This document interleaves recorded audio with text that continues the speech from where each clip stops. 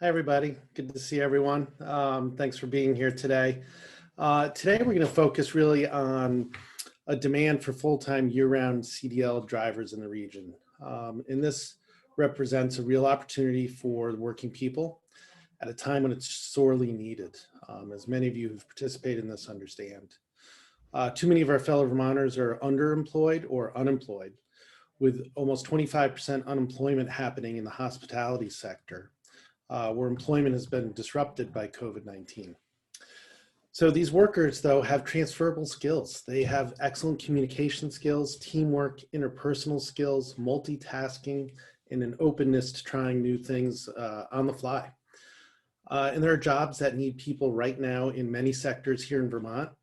And with training, these working Vermonters can obtain the specific technical skills these jobs demand and leverage those soft skills that they've had a lifetime of developing through their past employment. CDL operators start at $18 an hour. This is transferable, stackable, and we're going to show you some research in just a minute on those wages. And that transportable, stackable credential held by those individuals, employers will tell you the competition for trained workers is fierce. It's hard for them to get those people. The CDL demand here in Vermont, it's not a new phenomenon. This has been going on for a long time, and there are legacy licensure and credentialing issues that we've identified and really need modernization. And despite those barriers in hiring employment brought on by COVID, partners across the state are ready to help lower those barriers and get to work. So solving this workforce problem represents a great opportunity for the unemployed and the underemployed Vermonters. It's also essential for the health of our Vermont businesses, the public transport, and municipalities, as we'll see in the report shortly. Today, we're focused on these CDL pathways to support both the employer and the employee. Attendees here today should note that this is only one of dozens available pathways that exist to help increase the wages and meet employer demands. I want to thank you again for joining us here today, and I hope that this helps focus the awareness and the sense of urgency that really needs to come to this solution. Partnerships like this are necessary to get Vermonters into living wages and keep Vermont moving forward towards an economic recovery. And so with that, I'm going to turn it back to Alex to introduce our next speaker. Thanks, everybody. Great, thank you, Adam. So Adam threw out a lot of great data, very high level about our current unemployment rates and some industries that are really struggling. And I think for better or for worse, now is an excellent example of why having good data is so important for all of the partners and all of the people within a workforce system. You know, we're a part of a workforce system, whether we, call ourselves that or not. That's really what we're all trying to do when we build our partnerships, is share good data and build programs and opportunities around it. And so I have the good part of introducing the data and not being the master of it necessarily. We have two incredible staff members, Gabriel Sester, who some of you folks may be familiar with, who has done a few hiring needs assessments in the past with us as a VISTA member. And thanks to him, he has really developed this survey tool. He's now a full-time BDCC staff member. And we have our newest VISTA member, Christy, here to present some of that data. So again, this is really about recognizing who we have in terms of jobs and openings, and not just now, but over the long term. And eventually we'll start talking about the opportunities to enter those jobs here in Windham County. So without further ado, Christy. Hello, everyone. I'm Christy. I am the newest AmeriCorps Vista here at BDCC.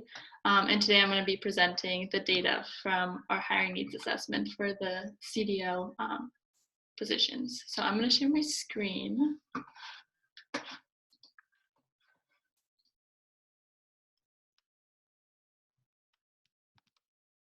Can you see the presentation? Cool. All right, thank you. All right, so the hiring needs assessment. hiring needs assessment is a survey that we send out to different employers of a specific industry to try to estimate the current and the future real-time demand for different positions in that specific industry. And so we chose the commercial driver's license personnel industry specifically because of different experiences that we have heard about, but also once we look into the wages, as Adam was telling us about, when we compare another like food service sector on the left versus the CDL, the transportation sector on the right, we see that even though they start at about the same, so the 25th percentile is that darker bar, the transportation sector has a much higher, generally higher 75th percentile for a wage. And so this gives us a really good idea of how this could be a good job, because it has a very high or just like an opportunity for growth inside the industry. So once we gave the survey to different employees or employers. So we looked at different employers. There were about 40 of them that we chose for the survey that we could find that they hired CDL personnel. And then we also surveyed or asked to survey the garage foreman of each Windham region town. Out of those 40 employers plus the garage foreman, we got 18 responses for the survey. And those 18 employers employ 76% or 76 CDL personnel. This is a total number. Once we asked them what their demand was, so to address and attempt to estimate the true demand for this position, we had to ask the employers how many current positions they need to fill right now, and then how many they expect to need to fill in 1 year and in 5 years. So not only do we see that we currently have 11 positions that need to be filled, but that in the next 5 years, the CDL employers are looking to fill more positions than they currently have. And so that's just looking at those 18 employers that we surveyed. But if we take into account the non-responders plus the people that we might have failed to include because we just didn't think about how they might have a CDL employee, and our regional context of the tri-state area with New Hampshire and Massachusetts, where there are lots of CDL employers, then we could estimate that our demand's actually 3 to 4 times larger than we found in our survey. And so that would mean that in the next 5 years, we might need to fill between 200 and 300 positions in this industry alone. And so this survey was created and we gave it out before COVID. And so during the pandemic, we realized that maybe that same demand that we had figured out and people had told us about was actually different or it had been impacted by the pandemic. So we sent out a supplemental survey to those employers, and we found something very interesting, that actually 3 of them had said that they were busier than they had been before the pandemic, but that they currently had less staff or the same as before. And then 7 employers had said or stated that they actually need to fill the positions to go back to business as usual, that their only setback was the number of staff. And so people are slowly opening back up their businesses to the same level as before, but they don't have the people that they need to go back to business as usual. And so not only have these challenges presented themselves in the CDL industry, but also some other challenges have been exacerbated by the pandemic. And so the DMV closure has really, really slowed down the pathway into these positions. During the pandemic, of course, we had to close down to stay safe, but that means that people can't take the test to receive the certification for to become CDL drivers. And then after they started opening back up slowly, people had to wait months to get an appointment in the one DMV, the closest DMV in Rutland, to receive that certification. Slowly, we are seeing closer DMVs starting to open back up and be able to get permit tests and stuff nearby, but we still are not fully open to get people certified into these positions. And then the second part or the second challenge that has been exacerbated by the pandemic is that the CDL industry is an older workforce than other industries here in Windham County. If we look at the comparison between the CDL drivers on the top versus the semi-skilled workers in the bottom, we see that it is just a much larger percentage that is over the age of 45 for CDL drivers. So the older workforce was a challenge before the pandemic, but given the health hazard and the inability to work remotely for these positions, people have been forced into early retirement. But even with these challenges, and people are busy and they need positions filled, new ones and the ones that were open before the pandemic. This really gives us hope because it shows the resiliency of this industry and the high need for positions to be filled. There's also a comparable starting wage and a high opportunity of growth in the industry, which gives us even more of a hope for the future of this industry. Thanks. Great, thank you so much, Christy. I'll give a few moments if anyone has specific questions about the data. But really, what's most important when we learn about opportunities that Christy just mentioned is how do we actually get folks into those opportunities and where do they actually exist? Because knowing there are jobs available does not help a job seeker. They need to know who to go to find those jobs and where to find the training for those jobs and who's there to support them. And of course, at the end of the day, it really starts with the employer. That's where we identify these opportunities and work from there. And so what better place to start than hearing from Randy from Southeast Vermont Transit about the work his organization does and their need for CDL drivers.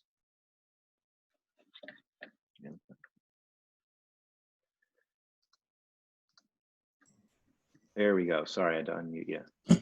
That's okay. Thank you, Alex. Southeast Vermont Transit is one of 7 public transit operators in the state of Vermont. We're all licensed and operate by territories. We are normally 50% funded by the feds, 25% by the state, and 25% locally. And we do standard fixed route service from point to point. We do demand response service, which is taking people to places like doctor's appointments or congregate meals. And we're about to get back into the Medicaid business, which is a totally different program that we were in a few years ago, and now we're coming back into.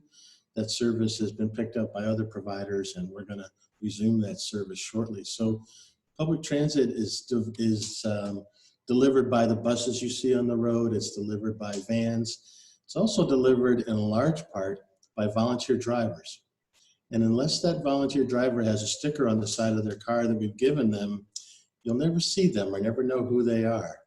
But they're out there providing a tremendous service to a lot of people on a door-to-door basis. And they are the flexible hero type drivers, not necessarily related to CDL, but just as a background to our industry. A very important part of it. Public transit has been maintaining most services through the pandemic. We never shut down, but across the state, some companies have, like us, have either cut routes because we don't have drivers or are running buses at 50% capacity and doing everything we can to protect drivers and our riders from COVID.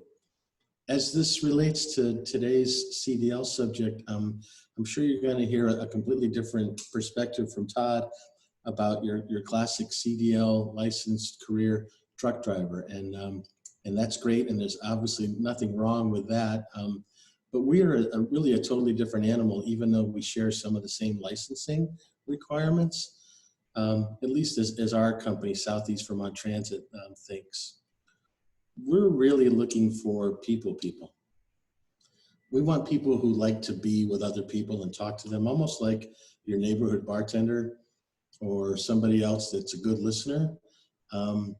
We're looking for that person first, and then we'll teach them how to drive. We figure that the CDL testing processes can be done in-house or through a good company like Todd's, but that's really secondary to who we want to hire and who we want to bring into our company. And we've been very lucky in the 24 years we've been in business that we've retained a lot of people that way, and we continue to try to attract that level of person. I think another thought about CDL driving that might be different is that it doesn't have to necessarily for us be full-time. We would love to have it be full-time, but having a seasonal resort operations at Okemo and at Mount Snow, we're looking for part-time drivers as well. And because we have a lot of different types of shifts, usually the candidate comes to us and says, these are the shifts that I can work, and we build a schedule around them. So it's not Monday to Friday, here's your route, here's whatever it is. It's all different types of things, and we're very flexible by what people need. And I think the third thing I'd like to impart about everybody about the licensing part of it is the licensing, as we mentioned, is very critical. We're also looking, though, for people who want to make a commitment or a contribution to the community. You're helping your neighbor when you drive a bus or you drive a van. You're helping somebody who you may not know that needs help. So there's really a sense of satisfaction here, and it's all kept very local and in most cases very personal. You'll get to know the riders on your bus. They'll probably tell you more than you want to know, but you'll get to know them in that way. So although we used to start out thinking that the CDL was the pathway to everything we needed to do, we find that the CDL is very important and it's part of the process, but really there's got to be a lot of people out there who want to be with people, want to serve the community, need flexible hours, and we can train them. But as Christy said and Alex said, real shortage of drivers. We've lost a bunch through the pandemic. We just don't want to take the risk anymore. And so we've had to cut a lot of service this winter already, and hoping that our industry can rebound. And again, with some assistance from VTrans getting the testing sites open again. And we're pressing on the CDL front. We have been for years for the CDL written test to be taken remotely. And I think the pandemic may have advanced that cause. Several other states have remote sites, or you can go online and do it. And they also have remote testing facilities that an employee at your company can be licensed by the state to administer the skills test. So we're looking for a little bit more openness and flexibility from the DMV and VTrans. And they've been a great partner to work with so far. So we're going to keep forwarding that agenda. Great. Thank you so much, Randy, for sharing that. So Randy explained one really excellent way into this career field, which is show up at his door with a smile on your face. And that is one great place to start. Another place to start, of course, is a CDL specific training school. And so I'd like to introduce Todd West from Northeast Driver Training to just explain a little bit about his training programs, where they end up and who's kind of hiring for them. And yeah, excited to hear from Todd.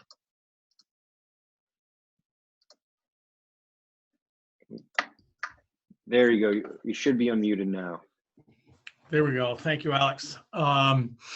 Yeah, it is a little bit different process than what Randy has. What they do at Southern Vermont is it's a lot of companies are doing that, and I applaud them for it, because I can't do enough here. So we need that help going on down there as well.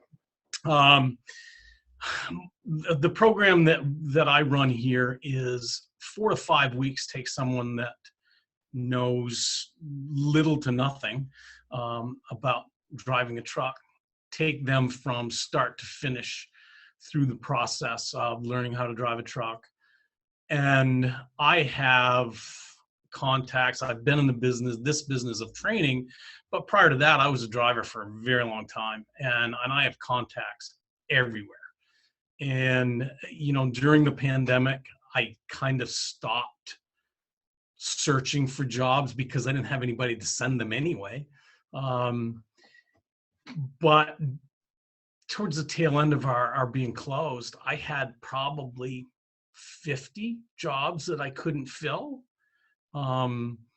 Today I have 10 within a 15-minute walk of where I'm sitting. So there's still a huge need. I got a call on Thursday, I think, from one company that needs 7. Another one has 5 brand new trucks, didn't even put plates on them because he can't get a driver for them. So one of the obstacles I'm running into is kind of like Randy, is the testing. I've been kind of leaning on people a little bit in Montpelier. I'm not a huge advocate of third-party testing where somebody comes to me and I train them and I test them at the end. However, during the pandemic, I was hoping for maybe a 60, 90-day window where we could do that. I have a little bit of a fear going on that we may end up being closed down again. So I was kind of hoping they would address that while we are open and running. The DMV not being open in Springfield is creating a little bit of a hardship. It's an 11-hour day for me to go to Rutland to do 4 tests. So I'm still working that angle a little bit, but the training aspect, we've got people coming all the time. We've got more and more companies that are actually taking people and sending them. If they have a warehouse, they're taking them out of the warehouse and sending them up. I train them, send them back. There's still a good number of people out there that are looking for a company to hire them and send them for training, and companies are still pretty reluctant to do that. If they're taking somebody out of the warehouse, they at least know half of the equation. They know what kind of an employee they have.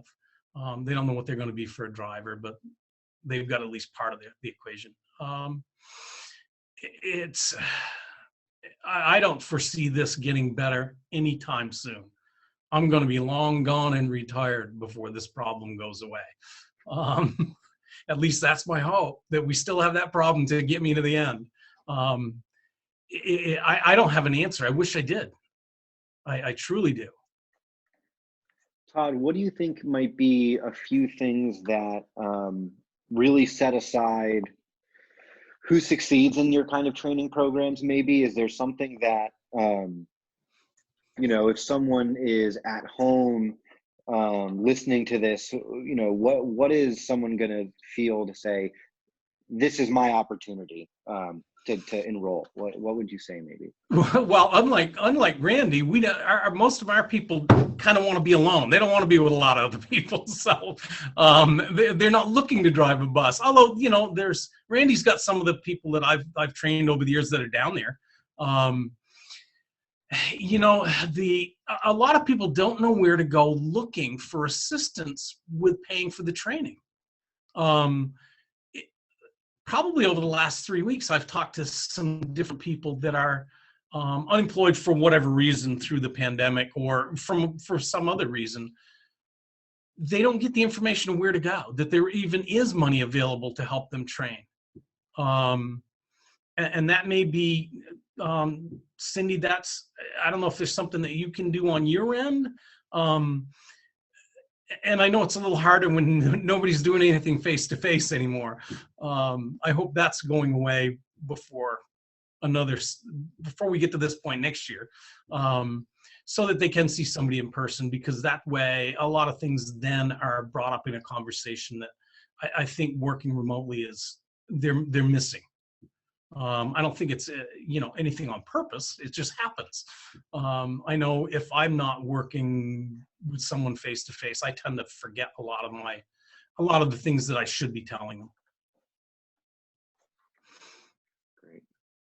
Well, thank you, Todd. So again, to provide the bigger picture, we've talked with some employers and some trainers, and I think Todd really hit the nail on the head, saying there's something else that every workforce system needs to make sure people know where to start and or how to finish. And so we're going to hear from Cindy Delgado from the Vermont Department of Labor, I think probably just about those kinds of resources and opportunities to really reach that person who's looking for the next best thing.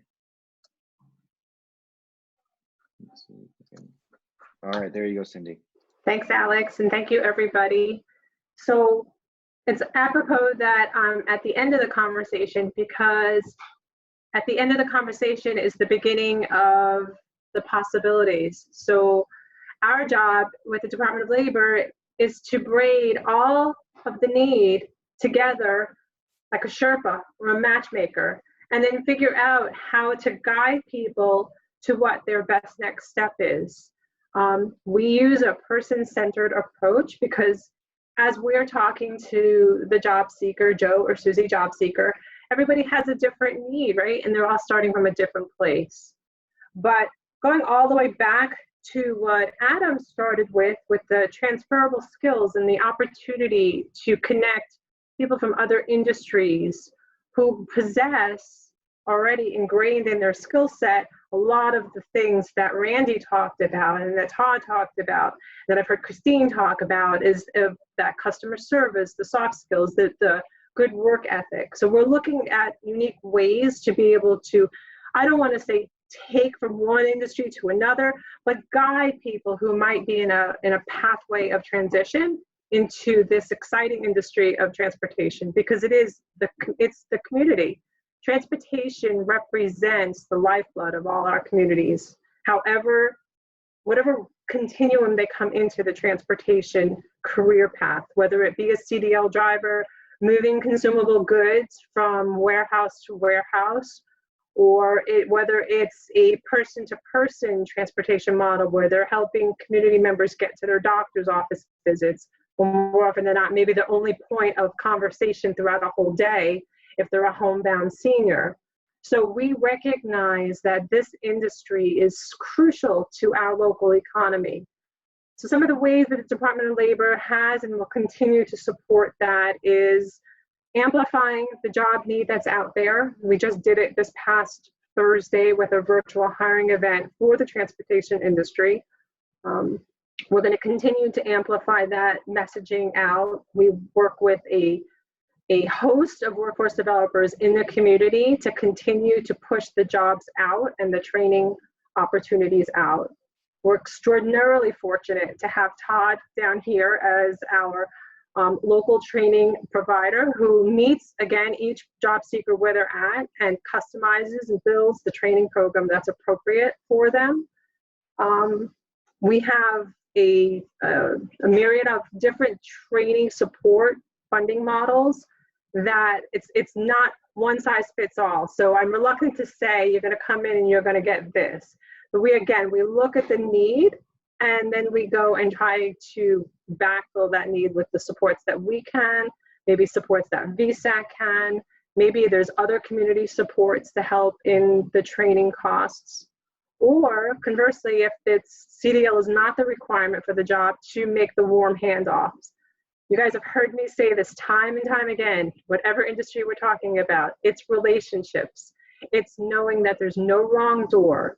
If Alex hears of a job seeker, or I hear of a job seeker, or Christy hears of a job seeker, we know that we can take that job seeker amongst all of us and move them through that pathway to where the right place for them to be. So it all starts and ends with the relationships. This is not easy work. We talk about this a lot, and we probably will continue to talk about it. But just want you all to know that we hear it.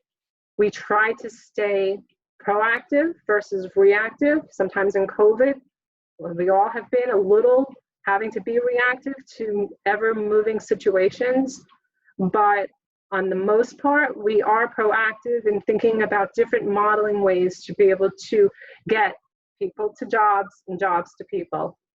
That's what we already to do. That's it at the end of the day. That's all we keep trying to do. So I'm happy to take any questions or commentary. Great. Yeah, I think, between Randy and Todd, if you like people, there's a job for you. If you want to be alone by yourself, driving the roads all day, there's a job for you. And chances are either of those folks can walk right into the labor department, or probably schedule a meeting to meet with someone at the Career Resource Center.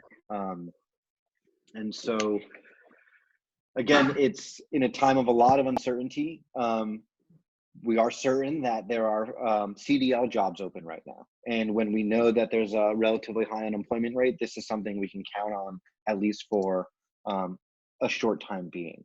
I do want to open up questions. I'll let folks answer. I wonder if I can. I was able to unmute folks. If you want to be unmuted, you can stay unmuted. If you want to remute yourself, that's fine. And Adam has some closing comments as well.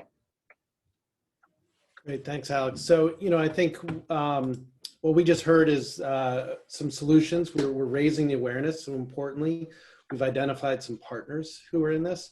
Some partners that I don't think we really drew attention to today are parents. So we really want to make sure that parents of young adults understand this opportunity as well. So please be thinking of that. We've talked about some barriers. We've talked about some partners in helping reduce those barriers. And hopefully from this, we'll have some partnership in communicating to those partners and maybe helping to enable the removal of those barriers. So again, today's purpose really is shining a bright spotlight on a sector that is currently experiencing high unemployment and shining a light on the pathway to an area where those skills can quickly align and they can have a high demand, living wage, stackable, portable with increased wages position right here in Southern Vermont now. So again, thank you everybody for the participation. I'm eager to hear conversation and questions.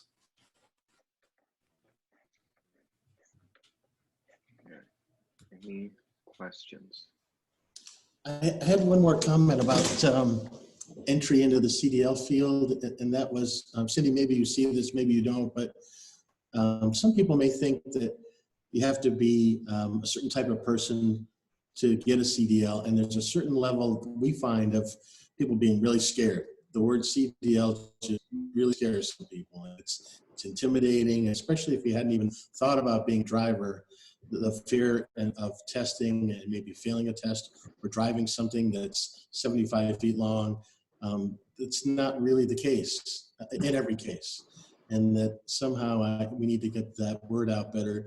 Our company does too, that you can drive something that's just a little bit bigger than your car and have a CDL, and you work into it with training, and you work into it with practice, and you're not just thrown behind the wheel and learn how to drive here. There's more to it than that. But we need to address, as another barrier in addition to Adam's list, this fear, this term CDL. It's scary or intimidating to some people. I agree. I like as coming up and when I hear people talk about CDL, especially young adults. So sometimes a young adult will want to aspire to be a CDL driver or get into the transportation industry, and they just think that barrier is like, it's just so hard to do. But back to being able, what's really cool about our community is that we can call you, we can call Christine, we can call Todd and say, hey, we're working with a person who really wants to do this, but they have some apprehension about working in this field. Can you talk to them and just let them know what it's like?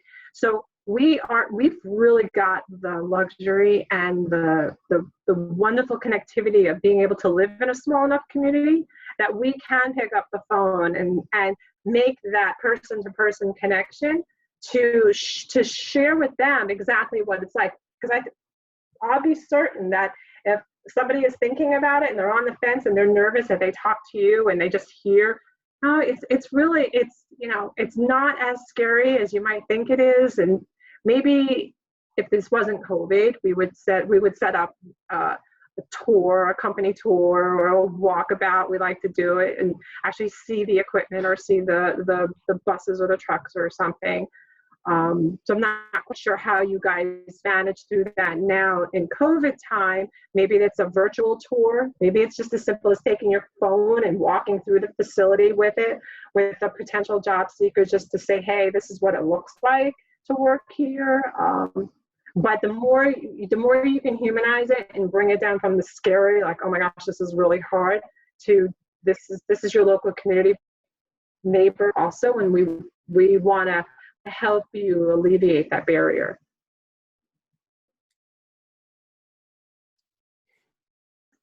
Thanks. Any other questions? Jen. Yeah, hi, this is Jen. Hi, I'm Jen Stromson. I'm Director of Programs at BDCC. I had a question just regarding sort of as Christy pointed out in her presentation, this sort of an older workforce, and I think has sort of predominantly male, especially on the kind of Todd side of things, so that side of trucking, maybe not as much in transportation. And I'm just curious, and I talked to employers recently. I was talking to a small manufacturer who was sort of talking about how as they have seen more retirements and they're getting a new generation in, that they're also seeing like women coming into it. So I wonder, you know, if you have any commentary on that, because I think of, you know, CDL driver as like one of those kinds of occupations that, again, especially on like the 18-wheeler side, has been really predominantly male, but you know why? And in an area where, you know, you can't really afford to ignore half your workforce potentially. So I'm wondering, you know, if there's any changes you've seen as kind of the generations are shifting, and any advice you have, any, you know, because especially when we work with high schoolers, you know, we're thinking about trying to put all the options on the table for young men and women. So that's both to Todd and to Randy, I think. So. Well, I know my experience here is this year, even though we were shut down for 8, 10, whatever it was, forever, where I think I have another woman starting on Wednesday. I have one in training now, had one got done last week. Couple of more got done just prior to being shut down in March. So there are more and more women I'm seeing every year. The good thing is the kind of good old boy network of it's always been a man's business and always going to be a man's business has pretty much gone away, or you know, it's still out there, but nowhere near as prevalent as it was. And I got to be honest with you, women just seem to take to it better. They don't have an ego that they have to, you know, deal with on a daily basis coming to school. So that's really good to see. So it's much better than it was.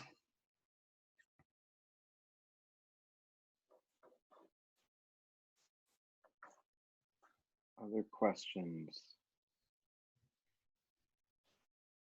Yeah, Randy and Christine, I'm just like, is that sort of what you've seen? And again, I'm sure it's different on the public transportation side, but. Yes, Christine and Heather can tell even better than I can, but Heather comes from a school bus driving background, and that's a lot of moms with school-age kids. But no, we seem to attract, I'm going to guess, 60% male and 40% female. Maybe it's not quite that high, but there is not the barrier or the perceived barrier here than in this industry, in public transit, that there is possibly in trucking. It's hasn't been that way, and yeah, we're in pretty good shape.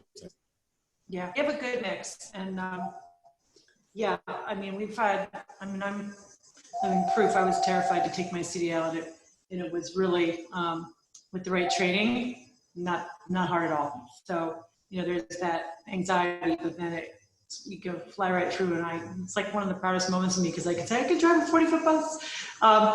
But yeah, we actually have, since I've been here, I've actually seen more women come in to drive for us. And it ebbs and flows. You'll get, some years you get, all males drivers that come in for seasonal, and then some all women. So, but we have, I think Randy's probably right. It's probably about a 60-40 split. It's a good mix. And I agree with Todd a little bit that the ladies are a little less apprehensive, believe it or not, or at least they will show it. How about that?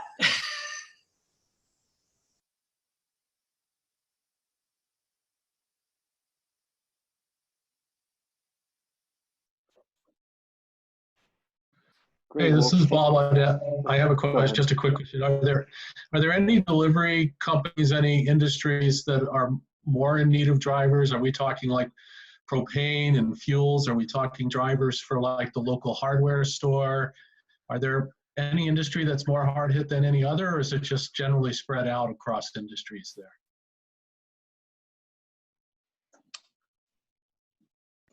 Well, the contacts I have, basically, if they have trucks, they need drivers, or buses for that matter. If it's got wheels, they need somebody to drive it. It's all over. Yeah. And one thing that I think was briefly touched on was that the forced retirement is an issue. And so that's something that we're seeing, our job projections, we had assumed in Windham County that there would be more retirees over, let's say, 5 to 10 years because of our age demographics, but COVID really pushed that timeline up in an unanticipated way. Another thing is that those folks who decide to retire early are also not included in our unemployment rates. So in some ways, it's this specific industry has seen across the board has been more impacted by COVID and those retirees in some ways, on top of the existing workforce vacancies. So I'm sure there is some variance by what the folks are delivering, whether it's people or which product based on those. But I think as a skill set and demand across the board has been impacted uniquely by COVID and has proven to be resilient. Yeah, Alex, I thought it might be nice to also just touch on quickly, when we look at the workforce and understanding where we want to see people move into and demand high wage, high growth. One of the things we also look out is, what's going to happen in 5, 7, 8 years, and really not trying to front load people into a career that's going to just fall apart. So, you'll hear that AI is going to really impact transportation in the future, and it will, it already is. But from our understanding of where those impacts will be felt, they're more in long haul transportation. They're not in local. So, you might get some pushback that, oh, this is a good career. No, it's not. AI is going to take over within 5 years. Well, here locally, we have a few factors that will probably push that out a lot further, and that's snow. There's probably not an AI truck driving over Hogback anytime soon in February. And then the fact that most of the work is short haul stuff, which AI just won't really be impacting for some time. So this is also a forward safe pathway for folks to get into that higher wage. When you talk about forced retirements, are they forced because of the situation, or is the company saying you need to take early retirement? When we say forced, what does that mean? Sorry, that's probably a misused term. It's folks who have selected themselves out of the workforce because of concern of COVID. So it's someone who maybe their job is fully open, but they just don't want to be in the position of being exposed or being in contact with others because of a pre-existing condition. So yeah, they're not forced. It's a choice, but it's based on the public health crisis rather than is there a job available or not. Thank you. Bob, I just wanted to talk a little bit about when you asked what industry, like, is there a specific industry that's being affected more than others? I would like to just propose that it's the entire economic system is affected when there's a lack of drivers in the transportation world. Because if you break it down to your snow plow drivers from VTrans, if there's not enough to clear the roads, that impacts the state's ability to get back and forth from work. If there's not enough drivers for the mover to keep all bus routes going to different locations, then that affects other economic drivers and other workers getting to their jobs. So it's not, there's transportation with the capital T of the actual industry and staffing those jobs, but then there's little t where it's like, okay, what about all the ripple down effect of not fulfilling these jobs and these seats are open and nobody's moving those trucks or buses or taxis or whatever it is. It has a larger impact. So the need is greater than just simply, putting a bus driver on the road. It's a whole economic driver for our community. Thank you.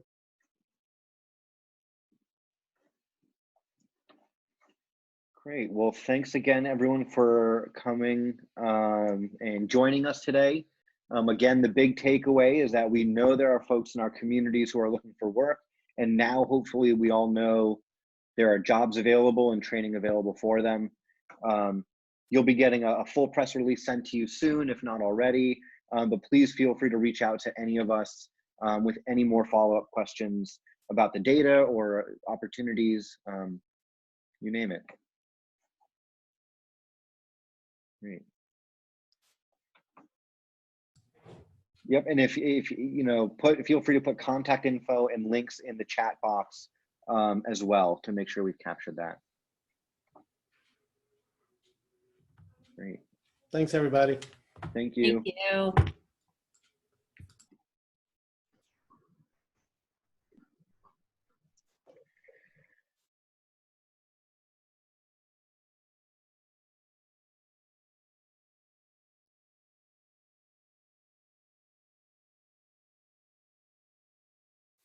Cool. All right. Thanks. Thanks.